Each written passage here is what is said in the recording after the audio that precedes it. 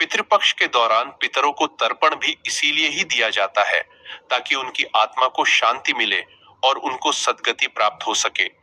कहते हैं कि एक बार जो व्यक्ति गया जाकर पिंडदान कर देता है, उसे फिर कभी पितृपक्ष के दौरान श्राद्ध पिंडदान करने की जरूरत नहीं पड़ती है। इस तीर्थ स्थान के पीछे की कथा भी काफी रोचक और पौराणिक है। ब्रह्मा जी जब सृष्टि की रचना कर रहे थे, तब उनसे गयासुर नामक बलवान दैत्य का जन्म हुआ। वह दैत्य वंश में था, लेकिन दैत्य स्वभाव वाला नहीं था। वह भगवान से बहुत प्रेम करता था और नारायण भगवान का बड़ा उपासक था। नारायण भगवान का उपासक होने के नाते उसके मन में एक बात बार बार खटकती थी। वह सोचता था कि क्योंकि मैं दैत्य कुल में हूं, लोग मुझे दैत्य समझेंगे। मैं ऐसा क्या करूं कि दैत्य कुल में रहते हुए भी लोगों का कल्याण कर सकूं। इसलिए गयासुर ने भीषण तपस्या की। आमतौर पर दैत्य ब्रह्मा जी या शंकर जी की तपस्या करते हैं, लेकिन गयासुर ने भगवान नारायण की कठोर तपस्या की। उसकी तपस्या इतनी कठिन थी कि देवता स्वर्ग में झुलसने लगे। सभी देवता ब्रह्मा जी के पास गए और कहा, हे महाराज, आप कृपा कीजिए और उसे वरदान दीजिए। नारायण भगवान प्रसन्न हो गए। उन्होंने कहा, बोलो, तुम क्या चाहते हो? गयासुर ने कहा, मेरे अंग में समस्त तीर्थ का पुण्य समा जाए। जो मुझे देखे उसके पाप तुरंत नष्ट हो जाए, और जो एक बार मुझे देख ले वह सीधे स्वर्ग जाए, उसे नरक नहीं जाना पड़े। नारायण भगवान ने कहा, इतनी कठोर तपस्या करने के बाद भी तुमने अपने लिए कुछ नहीं मांगा। तुम किसके लिए मांग रहे हो? गयासुर ने कहा, मैं चाहता हूं कि जो मुझे देखे उसके पाप समाप्त हो जाए और उसे यमलोक नहीं जाना पड़े। भगवान बोले, हम तुमसे प्रसन्न हैं। तुमने सबके कल्याण के लिए वरदान मांगा है। नारायण भगवान ने कहा, तथास्तु। जो तुम्हें देखेगा उसके पाप नष्ट हो जाएंगे।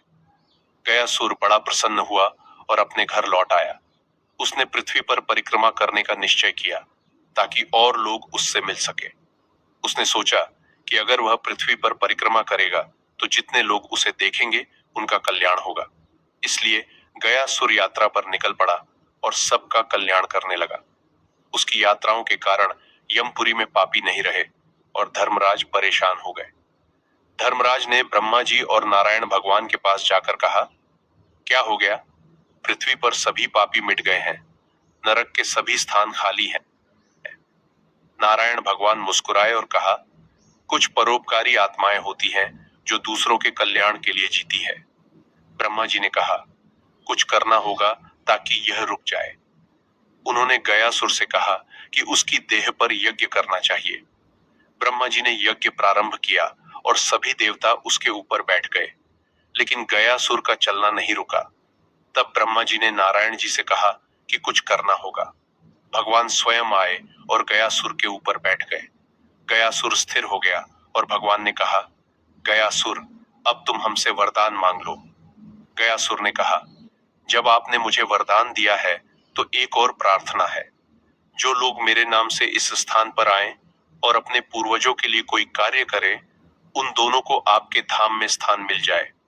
भगवान ने कहा, तुमने जो मांगा है वह सबके कल्याण के लिए है। गयासुर ने कहा, मैं और कुछ नहीं चाहता, लेकिन आप यहीं रुक जाए। भगवान ने उसे आश्वासन दिया और गया का नाम रखा। आज भी विष्णुपद उसी स्थान पर है जहां वह गयासुर रुके थे। भगवान ने आशीर्वाद दिया कि जहां गया स्थापित हुआ है वह पितरों के श्राद्ध तर्पण आदि करने से मृत आत्माओं को पीड़ा से मुक्ति मिलेगी। क्षेत्र का नाम गयासुर के अर्धभाग्या नाम से तीर्थ के रूप में विख्यात हो गया। इस तरह से समस्त मानव जाति का कल्याण होता है। साथ ही वह भगवान श्री विष्णु जी ने अपने पैर का निशान स्थापित किया, जो आज भी वहां मंदिर के यह दर्शनीय है।